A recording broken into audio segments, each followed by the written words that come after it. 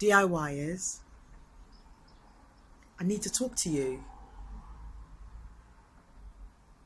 You're fans of ours. You're fans of our work. You're fans of my posts. We appreciate it. I appreciate it. But I don't know whether you understand what you're looking at. We've made it clear, bespoke locks isn't sister locks. Bespoke locks are locks that are done in small sizes, uniform smaller sizes than sister locks in general.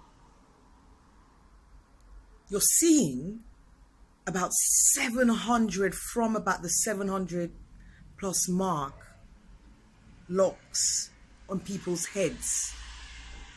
Every section is parted to create custom made locks for each head. You're also seeing interlocked small size locks. Small size locks that are interlocked, subject, very subjectively. How do I put it? Every head is different, right? Every scalp is different. Everybody's situation, lifestyle, everything is different. Some people's scalp are a bit more sensitive during specific times of the month or times in their lives when they're going through stress.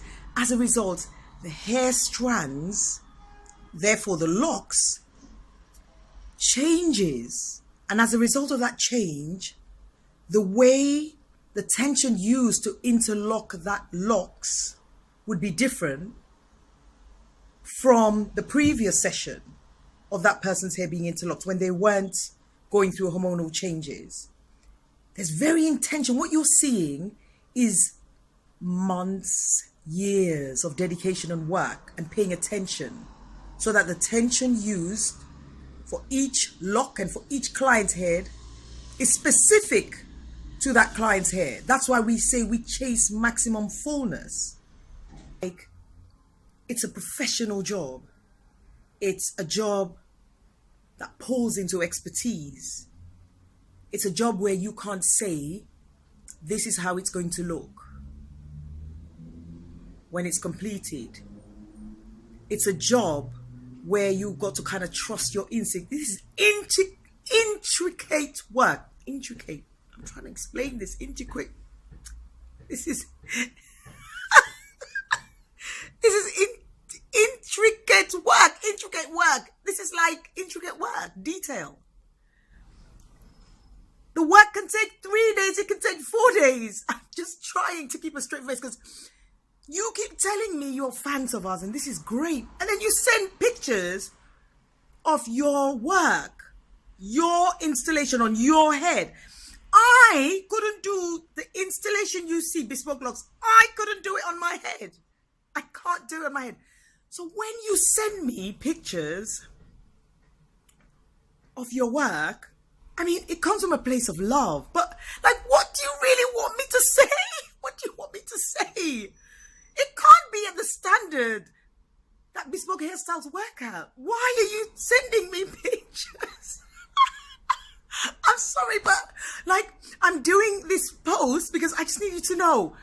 Sometimes, I don't know whether silence is better, but I can't tell you it's fine. I don't know you. I don't know your hair. The size is big. You're doing big ones. I mean, I don't know how else to tell you. It's big. It makes sense it's big because you're doing it on your head. But I don't understand why you decide to DIY for whatever reason. I completely appreciate that you're doing it for your own personal reasons. I get it. I guess it's like buying, like admiring Jimmy Choo shoes, loving it, admiring it. And then because there's no Jimmy Choo around your area and you've got access to quality leather and like a sewing machine and shoemaking stuff, you decide you're going to make your version of a Jimmy Choo shoe. And then you send it to Jimmy Choo. And you ask, I'm a fan of yours, what do you think? Like, do you get it? honestly, I can't help you. I don't know your hair, and I don't know your situation, but like, I don't know what else to say. Like, just don't send me your DIY stuff and expect me to be commenting in great detail about how it could look better or how brilliant it is, because you're like messaging somebody who's an expert in what they're doing.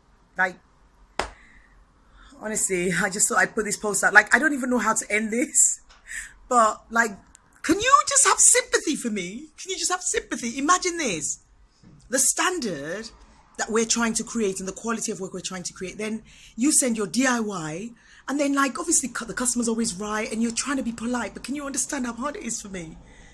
Like, I can't, that's why sometimes silence is better. Yeah, so this is for the DIYers. Thanks for following and thanks for supporting. But I want you to think about that when you contact me and ask me about my opinion about your DIY situation. This is completely separate from why you've decided to do it. It's up to you why you decide to do it. I mean, everyone's got their different situations. That's not what I'm covering. I'm covering the fact that you've been wise enough and clever enough and brave enough to do that on your own head. But then you contact me and say, what do you think? Like, no. Just enjoy what you've created. That's what I'd say. Enjoy the version of what you've created. But those can't be bespoke locks. It can't even, like, it can't. And, yeah. So when you send and say, oh, I'm a fan and I've done my sister locks and what do you think? I'm like, I do bespoke locks. Like, I've explained this already. So, yeah. This is an uncomfortable post, but I just had to post it because every time I'm getting many messages of people from DIYing their hair and asking me about their opinion, and they DIY, then they ask me questions about their hair, and I'm like, I don't know your hair. I don't know your hair. I'm going to sign off before I start losing it online. I just thought, like, think about me and think about my positioning and how hard it is for me, because really you should be doing that. Don't do that to me. Don't, you know. Okay, bye. I'm going. Bye.